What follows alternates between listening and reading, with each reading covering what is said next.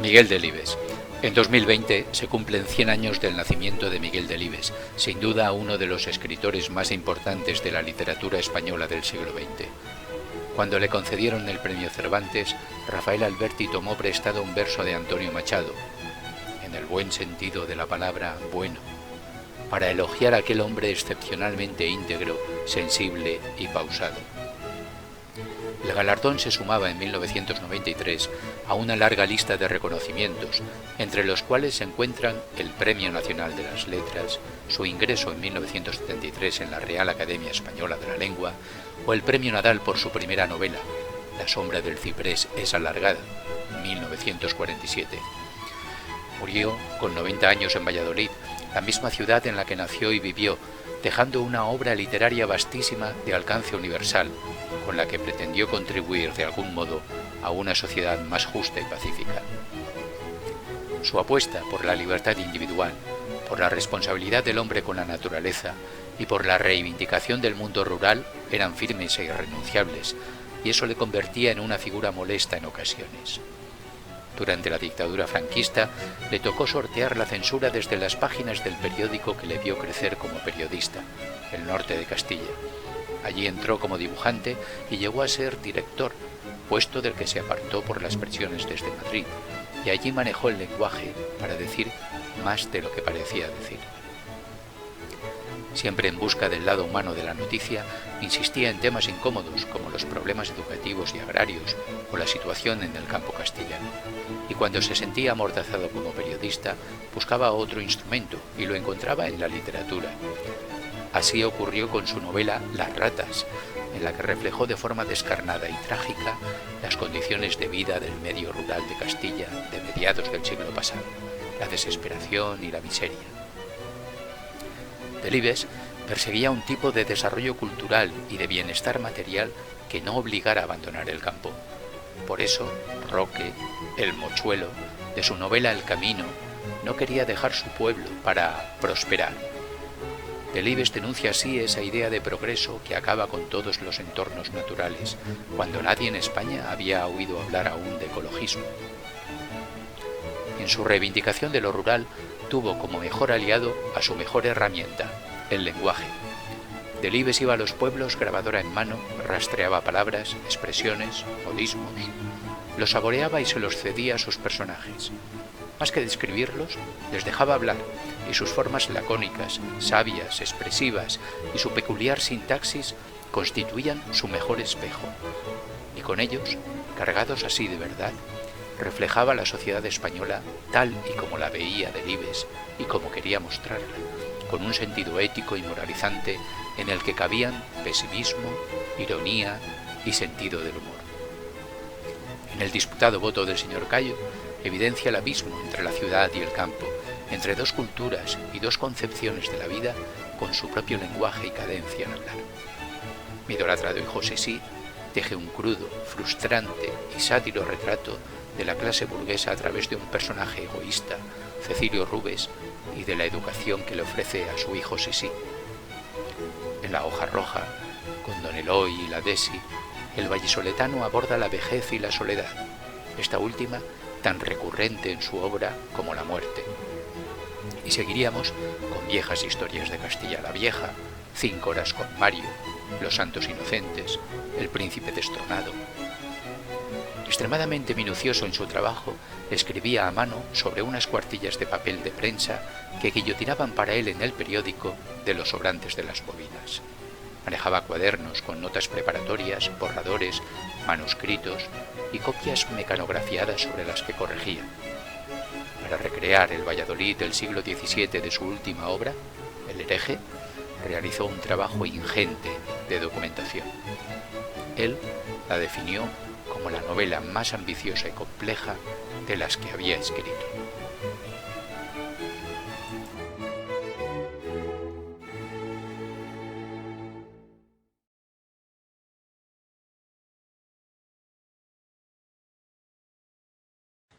Yo nací en Ávila, la vieja ciudad de las murallas, y creo que el silencio y el recogimiento casi místico de esa ciudad se me metieron en el alma nada más nacer. No dudo de que, aparte de otras varias circunstancias, fue el clima pausado y retraído de esta ciudad el que determinó en gran parte la formación de mi carácter. De mi primera niñez bien poco recuerdo. Casi puede decirse que comencé a vivir a los 10 años en casa de don Mateo Lesmes, mi profesor.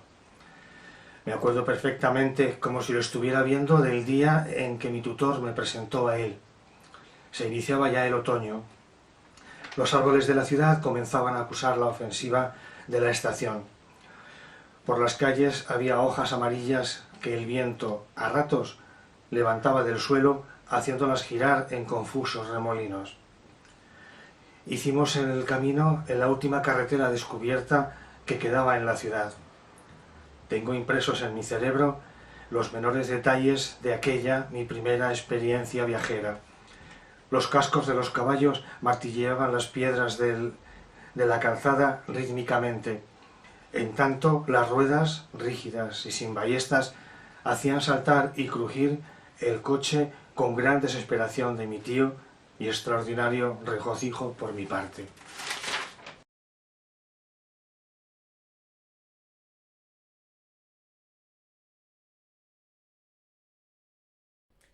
¿Pero qué demonios pretendes, Azarías? ¿Es que no has visto la nube de zuritas sobre los encinares del Pollo, cacho maricón? Y así que el Azarías pasó el cabo de la soga por el camal de encima de su cabeza y tiró de él con todas sus fuerzas, gruñendo y babeando, el señorito Iván perdió pie, se sintió repentinamente izado, soltó la jaula de los palomos y...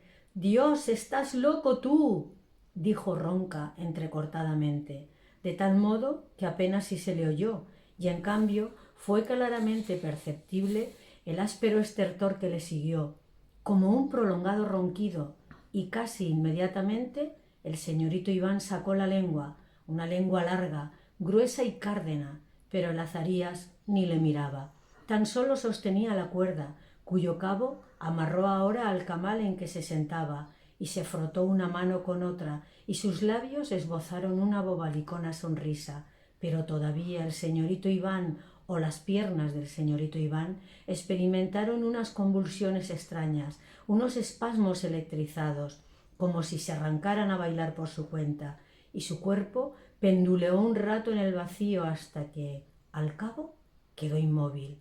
La barbilla en lo alto del pecho, los ojos desorbitados, los brazos desmayados a lo largo del cuerpo, mientras Azarías, arriba, mascaba salivilla y reía bobamente al cielo, a la nada. «Milana bonita, Milana bonita», repetía mecánicamente.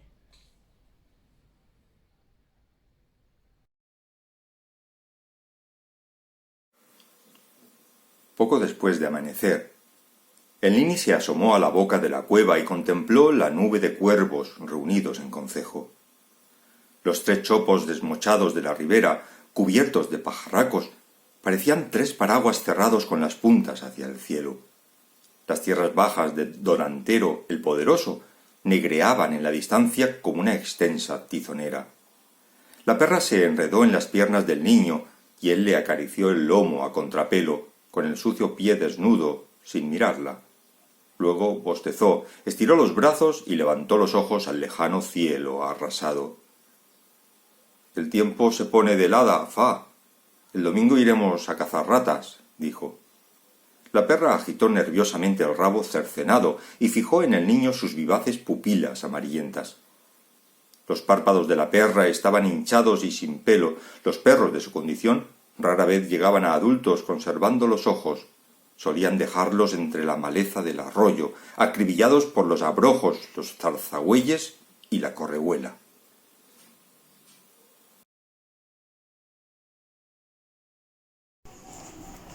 La primavera de Praga.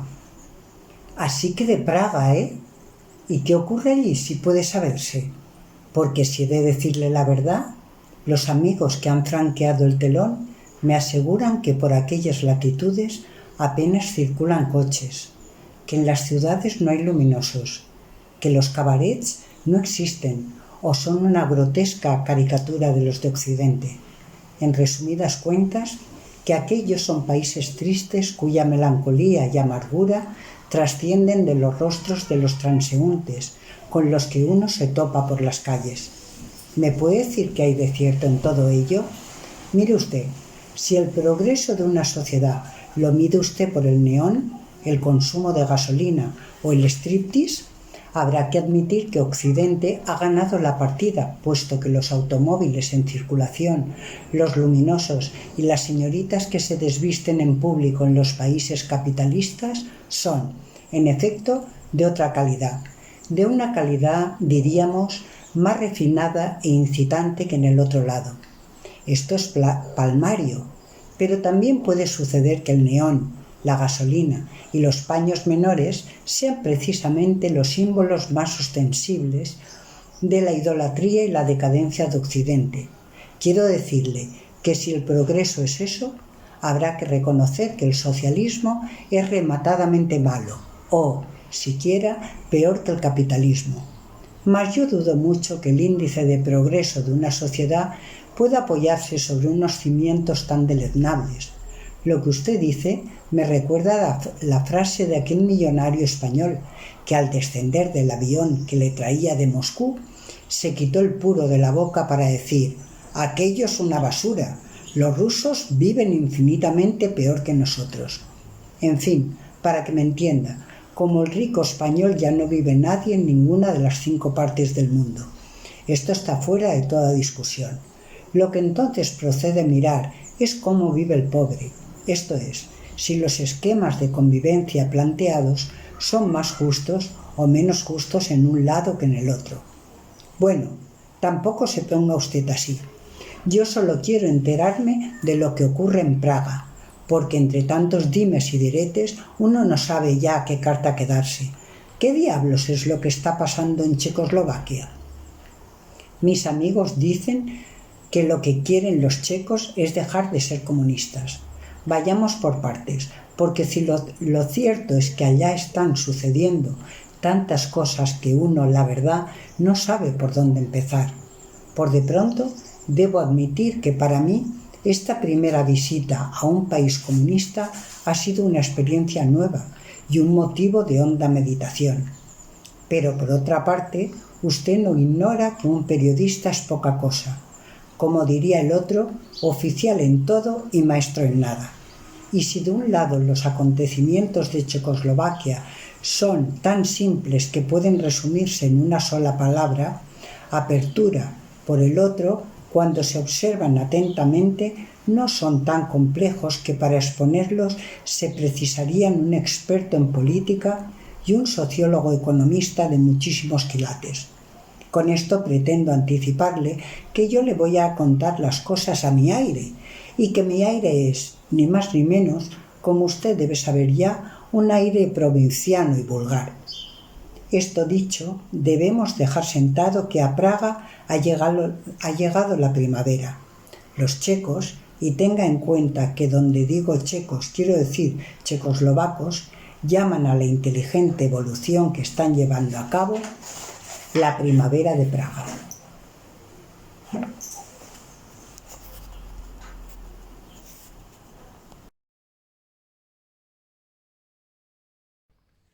Pero a Daniel, el mochuelo, le bullían muchas dudas en la cabeza a este respecto. Él creía saber cuanto puede saber un hombre. Leía de corrido, escribía para entenderse y conocía y sabía aplicar las 4 reglas. Bien mirado, pocas cosas más cabían en un cerebro normalmente desarrollado. No obstante, en la ciudad, los estudios de bachillerato constaban, según decían, de 7 años, y después los estudios superiores en la universidad, de otros tantos años por lo menos. ¿Podría existir algo en el mundo cuyo conocimiento exigiera 14 años de esfuerzo, 3 más de los que ahora contaba Daniel? Seguramente en la ciudad se pierde mucho el tiempo, pensaba el mochuelo, y a fin de cuentas habrá quien, al cabo de 14 años de estudio, no acierte a distinguir un rendajo de un jilguero o una boñiga de un cagajón. La vida era así de rara, absurda y caprichosa. El caso era trabajar y afanarse en las cosas inútiles o poco prácticas. Daniel, el mochuelo, se revolvió en el lecho y los muelles de su camastro de hierro chirriaron desagradablemente. Que él recordase, era esta la primera vez que no se dormía tan pronto caía en la cama. pero esta noche tenía muchas cosas en que pensar. Mañana tal vez no fuese ya tiempo. Por la mañana, a las 9 en punto, tomaría el rápido ascendente y se despediría del pueblo hasta las Navidades. 3 meses encerrado en un colegio. A Daniel, el mochuelo, le pareció que le faltaba aire y respiró con ansia 2 o 3 veces. Presintió la escena de la partida y pensó que no sabría contener las lágrimas, por más que su amigo Roque, el moñigo, le dijese que un hombre bien hombre no debe llorar aunque se le muera el padre.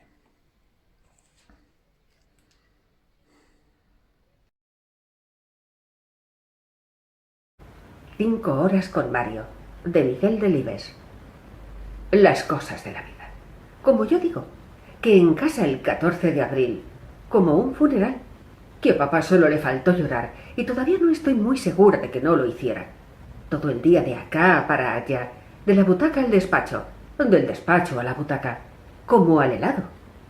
El pobre papá se echó 10 años encima ese día, que para él el rey era el no va más que cualquiera de nosotros, fíjate, más que toda la familia junta, que es veneración lo de papá por la monarquía, un culto. Y en cuanto se confirmó lo de la república, se levantó, muy pálido, muy solemne. No sé cómo explicarte. Se fue al cuarto de baño y volvió con una corbata negra. «No me quitaré esta corbata mientras el rey no vuelva a Madrid», dijo, que todas calladas como si se hubiera muerto alguien. Luego tú, qué gracia, te creías que lo de la corbata era por mamá, que en paz descanse. ¿Qué va, Mario? Por el rey, que a mí me emocionan los hombres fieles a una idea limpia, porque la monarquía es bonita, Mario, por más que digas. Que no es que yo sea tan apasionada como papá, pero date cuenta. Un rey en un palacio, y una reina guapa, y unos príncipes rubios, y las carrozas, y la etiqueta, y el protocolo, y todo eso. Tú decías que monarquía y república por sí mismas no significaban gran cosa, que lo importante es lo que hubiera debajo, que a saber qué quieres decir. Pero lo que desde luego te anticipo es que no se pueden comparar. Una monarquía es otra cosa. La república, qué sé yo, es como más ordinaria, no lo niegues, que yo recuerdo cuando se implantó. Desarrapados y borrachos por todas partes. Un asquito, hijo, que yo cada día comprendo más a papá. Te lo aseguro, Mario. Su ceguera por el rey. El disputado voto del señor Cayo. Capítulo 1. Subió las escaleras de 3 en 3, el tronco adelantado, los brazos inertes a lo largo del cuerpo, la boca entreabierta, pero al llegar al segundo piso su respiración empezó a agitarse y se detuvo en el rellano a tomar aliento, la mano izquierda asida al pasamanos. En el techo, una lámpara enrejada de escasa potencia iluminaba los desconchones de las paredes, los nobles escalones de madera, desgastados en los bordes, los balaustres torneados del antepecho, cubiertos de polvo, las puertas de los 2 pisos, izquierda y derecha encaradas, como observándose, con sus desorbitadas mirillas de bronce, sus orlas y molduras relevantes, de un recargamiento barroco. En una de ellas, la que Víctor tenía junto a sí, una placa blanca, desportillada, decía: Dimas Reglero, médico, garganta, nariz y oídos. Víctor respiró hondo y se acarició pausadamente las barbas. No soy el que era, coño, se notan los años de inactividad, se dijo en voz apenas audible, en un murmullo. Oyó el portazo en el 4.º piso y de inmediato los pasos mesurados, uniformes, de alguien que descendía las escaleras. Aguardó. Arturo, con su traje claro de entretiempo, su corbata a listas marrones y blancas, sujeta con un alfiler de oro con el emblema del partido, apareció en el recodo. Se sorprendió al verle. «¿Qué haces aquí? Pareces un desenterrado».